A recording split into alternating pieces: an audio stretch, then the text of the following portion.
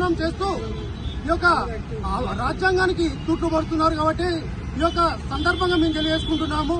భారత రాజ్యాంగానికి ఎలాంటి ఆఘాతం జరిగినా కూడా ఉప్పెత్తున మేమందరము పెద్ద ఎత్తున కూడా ఈ యొక్క మాల జాతి పోరాడుతుందని ఉదాహరణ చెప్తే మొన్న జరిగినటువంటి ఎస్సీ వర్గీకరణ ఏదైతే ఉందో ఈ యొక్క చట్టాన్ని ఈ యొక్క పార్లమెంట్ లో చేయకుండా ఈ యొక్క లోకల్లో ఉన్నటువంటి అసెంబ్లీలో చేసి తీర్మానం చేసి మాలలకు అన్యాయం చేయడం జరిగింది.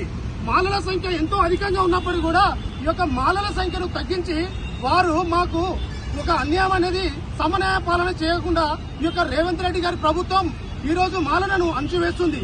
అదేవిధంగా అదే కాకుండా అయ్యో పోనీలే అని మేము ఏ విధంగా జరిగిందని మేము బాధపడుతున్నటువంటి వర్గీకరణ విషయంలో మూలుగుతున్నటువంటి నక్కపైన ఒక వెలుగపండు పడి ఒక తాటు పండు పడి అయ్యో అన్నట్టుగా ఈ రోజు ఈ యొక్క తెలంగాణ రాష్ట్రంలో మాలల పరిస్థితి అదే విధంగా ఉంది.